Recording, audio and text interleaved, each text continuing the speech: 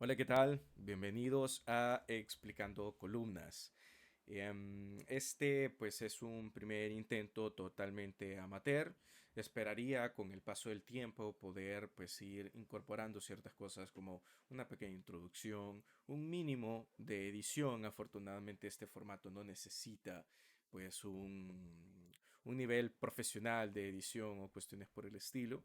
Y pues básicamente lo que pretendo con este formato es explicar las columnas, como lo dice su propio nombre, que publico en el diario de hoy, como una manera de expandir pues los complejísimos temas que ahí deben abordarse. En las columnas yo tengo un límite de 800 palabras y por tanto sintetizar temas de este calibre es complejo, se puede, pero muchas cosas quedan entre medias o que no se han podido desarrollar con el nivel de detalle que se merece. Y pues este es precisamente este intento de pues hacer esta primera expansión de esto. Y pues en particular esta columna yo la titulé Un acuerdo con sabor a guerra. Y pues es importantísimo el que nos sepamos mover en la geografía de Oriente Medio, pues tanto en la política como en la guerra, la geografía es una parte fundamental para poder entender las dinámicas de este tipo de fenómenos. Entonces, ahora sí, oficialmente empezamos con explicando columnas y nos vamos hasta Oriente Medio, que es lo que están viendo en este momento en pantalla. Entonces, ¿qué tenemos por aquí? ¿Cuáles son los protagonistas de este conflicto? Hay que saber ubicar Oriente Medio geográficamente de la siguiente forma. Oriente Medio es una conexión entre Europa y Asia. Esto ya se considera el continente asiático, pero sigue siendo un lugar de transición, que entre otras cosas es uno de los lugares más importantes del mundo, porque aquí tenemos, por ejemplo, el mar Mediterráneo conecta con el mar Rojo vía el canal de Suez, aquí en Egipto. ¿Y cómo se puede llegar al Mar Rojo? Se puede llegar por medio del Golfo de Adén dentro de este estrecho que se llama el estrecho de Bab el Mandeb.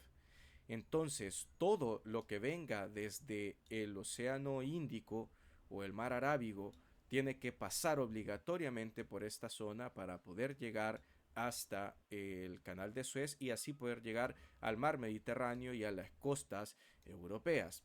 Por tanto, esta arteria marítima es una de las más importantes en el mundo. Entre otras cosas, esta región produce cerca del 25% del petróleo a nivel mundial y pues dentro de esta región hay algunas de las principales potencias medias del planeta. No estamos hablando bajo ninguna circunstancia de países del calibre de Rusia, China o Estados Unidos. Sin embargo, son países que tienen una gran relevancia, tienen un gran rol en el mundo y sobre todo porque esta zona es caliente prácticamente desde los inicios de la humanidad. Aquí se encuentra Mesopotamia, que pues es una de las primeras zonas en existir pues rastros humanos o de asentamientos humanos. Es de hecho acá en la zona de Irak, en esta zona mesopotámica, en donde se desarrollan de hecho las primeras culturas o la primera civilización que se le considera a los sumerios, por ejemplo. Por tanto, en este lugar se ha guerreado desde hace milenios, ya sea con los romanos, con los griegos, con los persas, que son los actuales iraníes, por cierto, etcétera. Todo mundo ha estado aquí metido. De hecho, pues Estados Unidos invadió Irak aquí mismo. Entonces, siendo una región tan importante, tan caliente, siendo la cuna del Islam, ¿qué nos encontramos aquí? ¿Cuáles son los países dominantes? Primero, y por obvias razones, tenemos que hablar de Israel. No vamos a entrar en detalles de cómo ha llegado Israel a esta zona, pero pues históricamente ha tenido conflictos con la mayoría de países de Oriente Medio y pues se caracteriza por ser una potencia nuclear no oficial. Digamos que es como un secreto a voces, sin embargo ellos no lo reconocen abiertamente. Y pues Israel es el blanco de el gran coloso de la región que es Irán. Irán, si bien no es el país más rico de Oriente Medio, sí es el más poblado y particularmente es militar, o sea, su ejército militarmente son muy capaces, sobre todo porque han logrado desarrollar con el paso de las décadas una increíble capacidad balística. Cuando hablamos de balística, estamos hablando pues de misiles de largo alcance, con los que pues precisamente el año pasado atacaron a Israel. Entonces estos son pues los dos grandes países. Irán pues poco a poco ha ido extendiendo sus brazos, sus tentáculos a lo largo de la región, pues son el único país prácticamente del mundo que sí es un país musulmán, sin embargo profesa una ramificación diferente del Islam que prácticamente el resto de países. Tenemos que entender al Islam en una división. Hay más divisiones, pero vamos a entender las dos principales, que son los suníes y los chiíes. Entonces, prácticamente todos los países musulmanes del mundo son suníes. Sin embargo, Irán es prácticamente el único chií, pero al ser un país tan tremendamente poderoso, pues ha ido expandiendo, como digo, sus tentáculos a lo largo de la región, generando algo que ellos mismos denominaron el creciente chií o el régimen de resistencia. Entonces, hasta antes que estallara la guerra de Oriente Medio, ¿qué era ese eje de resistencia?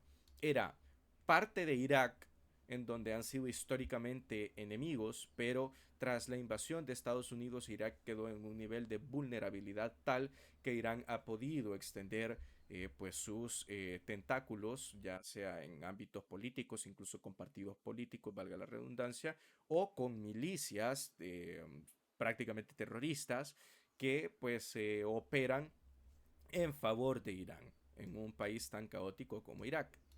Antes de que cayera el régimen de Bashar al-Assad en Siria, Siria también era un aliado importantísimo para Irán, no solamente porque permitía extender pues su influencia incluso hasta el mar Mediterráneo, sino porque servía especialmente como un canal aéreo y terrestre para poder suministrar al otro país miembro que es Líbano.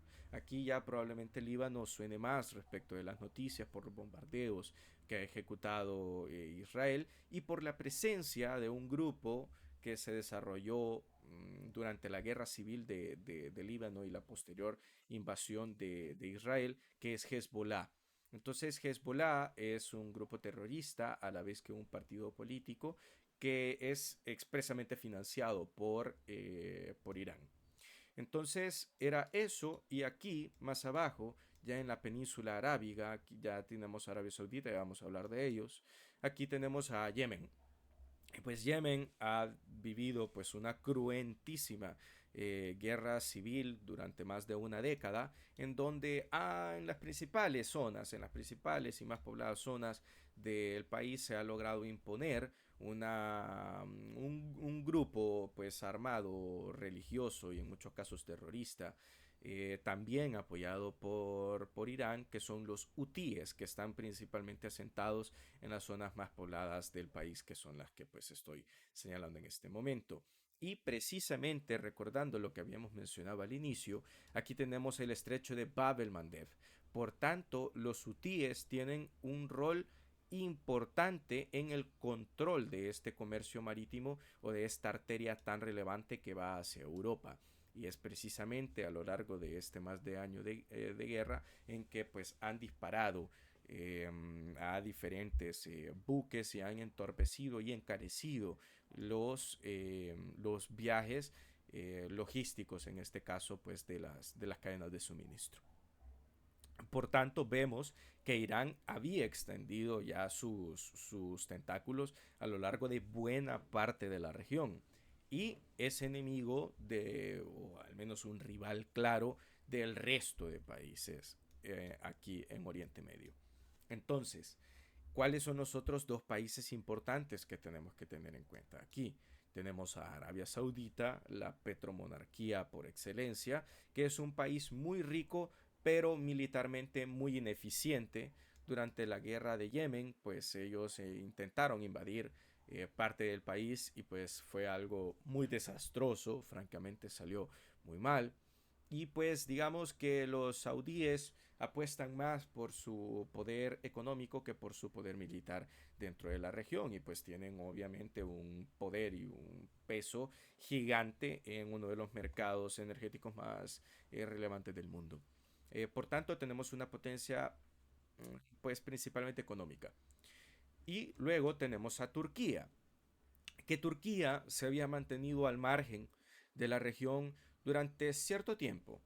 Sin embargo, el caos en Siria ha abierto la oportunidad a una Turquía liderada por Erdogan que pues busca restituir parte del espacio de influencia que tuvo en su momento el Imperio Otomano, que es el estado predecesor de Turquía y que cayó hace poco más de 100 años durante la Primera Guerra Mundial. Por tanto, digamos que hay un discurso neo-otomano o restaurativo imperial dentro de Turquía, dentro de sus posibilidades, por supuesto, porque Turquía no es lo mismo que el gran imperio otomano que pues fue la superpotencia global durante ciertos siglos. Entonces, estos son los principales jugadores que tenemos que tener en cuenta para entender esta guerra. A lo mejor ha sido una introducción pues un poco extensa, pero es indispensable para entender las implicaciones de lo que está sucediendo en este momento.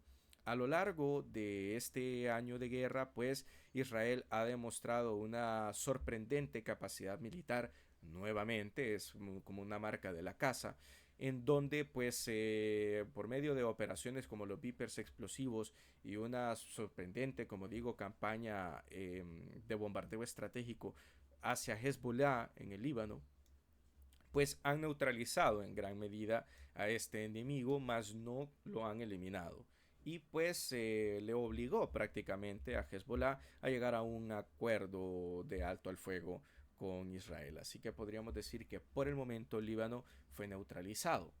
Luego tenemos aquí la Franja de Gaza, la tan famosa y desdichada Franja de Gaza, en donde en apenas este territorio vivían 2 millones de palestinos. Pues la verdad es que vemos un hacinamiento muy tremendo en la Franja de Gaza. Y pues ya que desde aquí vino el ataque abanderado por Hamas hacia el sur de Israel, pues ha sido masacrada. La verdad es que ha sido pues muy brutalmente atacada. Ustedes pueden buscar todos los videos, imágenes de los horrores ahí vividos que hasta hace poco en realidad no habían parado. Pues digamos que esto, el conflicto regional de Irán hacia Israel engulle el ya añejo conflicto entre Israel y Palestina. Digamos que han pasado a formar parte de un solo tablero de juego, aunque sus orígenes sean totalmente diferentes. Entonces, Hamas, siendo pues financiado por Irán en gran medida, se atrevió a hacer ese ataque terrorista, que no hay otra manera de mencionarlo, hacia Israel, desatando la guerra y pues como consecuencia un año después Gaza ha sido volatilizada y decenas de miles de sus ciudadanos han sido asesinados. La gran mayoría siendo civiles, ni siquiera siendo combatientes de Hamas. Así que se ha llegado a un acuerdo, finalmente. El polvorín que hizo estallar esta guerra parece que podría estar cerca de llegar a una finalización temporal. Y eso es la característica o lo que yo quisiera que ustedes se queden.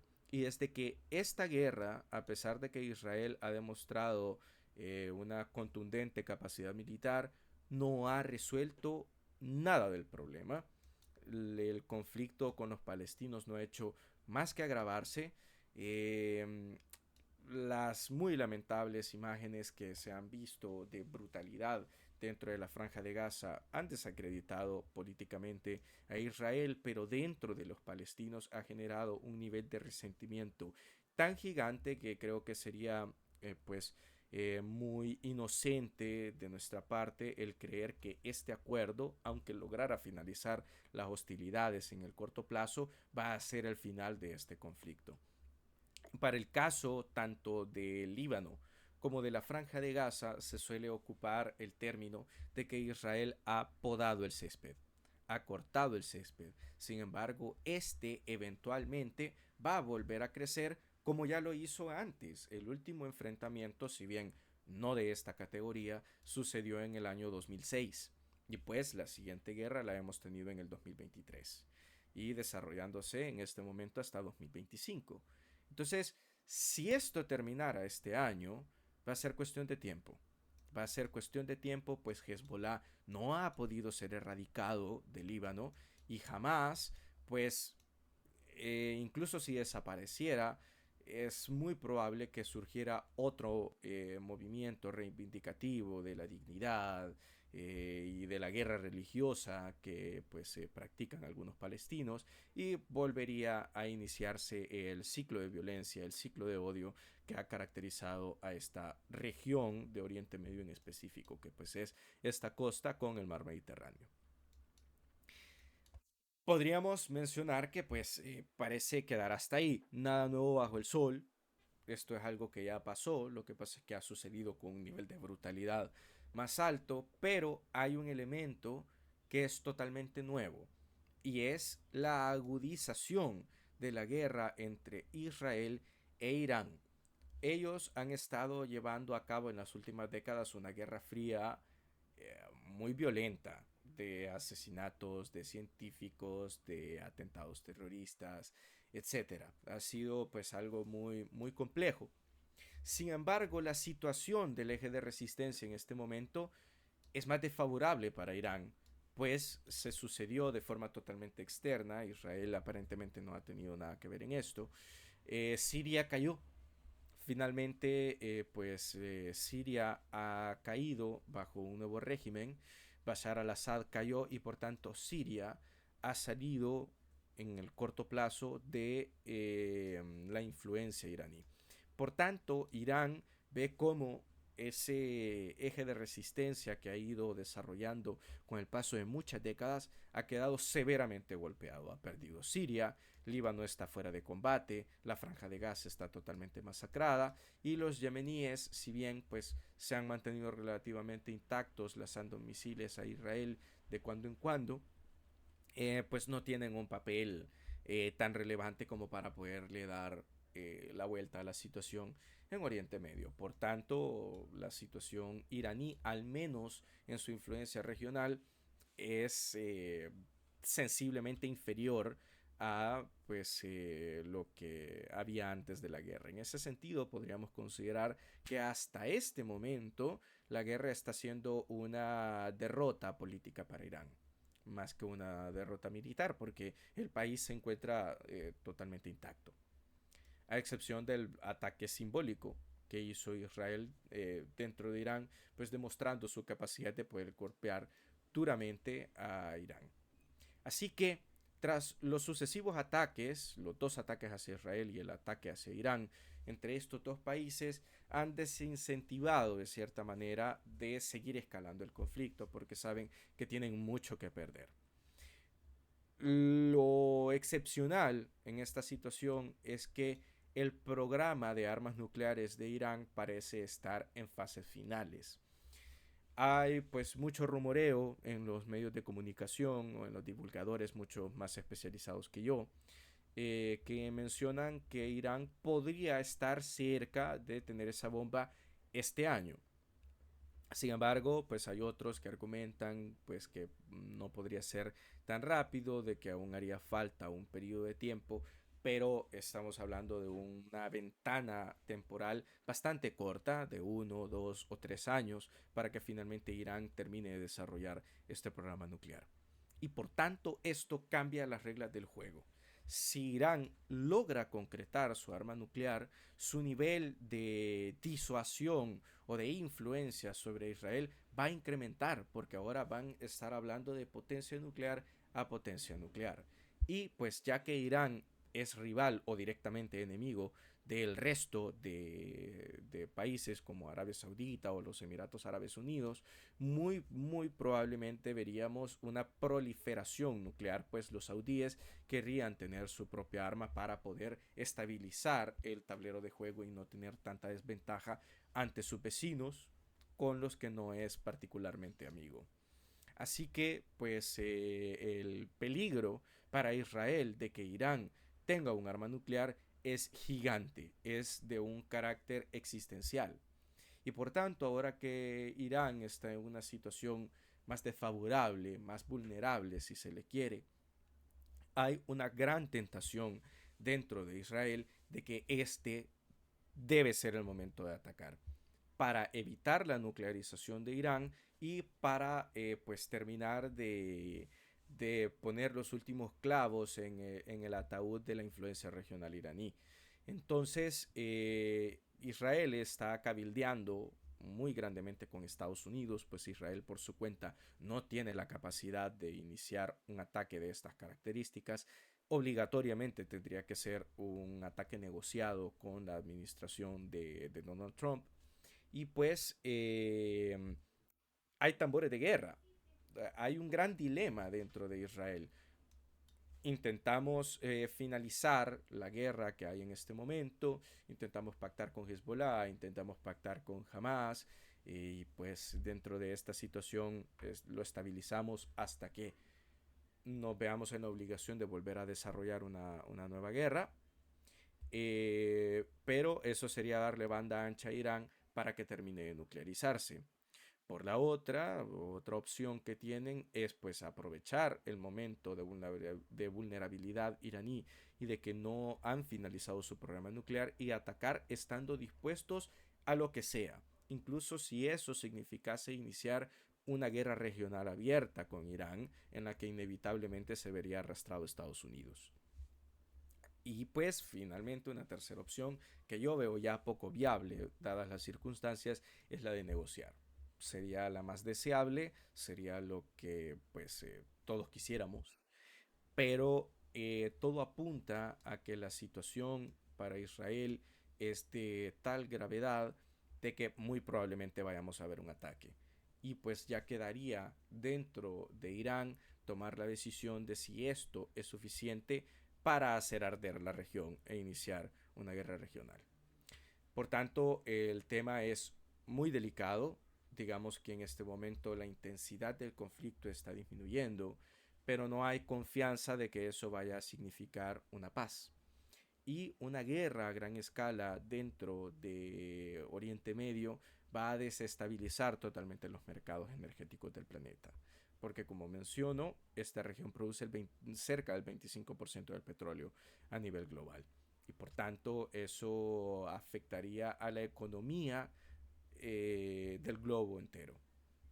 Así que es algo sobre lo que tenemos que tener especial atención. En este momento el acuerdo con más o menos irregularidades parece estarse desarrollando dentro de la franja de Gaza y pues esperemos esto sea un respiro para un pueblo palestino que ha sido tan azotado por los planes de potencias extranjeras que pues desde sus escritorios muy cómodamente han dictado el rumbo que debe llevar la guerra, ya sea desde Irán, desde Israel, desde Estados Unidos, y que pues ha terminado en una catástrofe humanitaria pues de gran envergadura. Creo nos va a tomar cierto tiempo realmente entender el nivel de la gravedad de lo que ha sucedido dentro de la franja de Gaza. Así que pues sin mucho más que agregar, con el objetivo de no extenderme más de lo necesario, pues siguen siendo temas bastante interesantes. Pues voy a finalizar por acá este primer episodio de explicando columnas. Espero que esto sea pues de su agrado. Me gustaría que pues las personas que se hayan tomado el tiempo de ver una fracción o de ver el episodio completo pues puedan darme un feedback, ya sea si me conocen directamente en redes sociales o dentro de la sección de comentarios, pues esto está diseñado para estar en YouTube. Así que pues bueno, eso, muchísimas gracias, espero que estén muy bien y que pues tengan un excelente día. Adiós.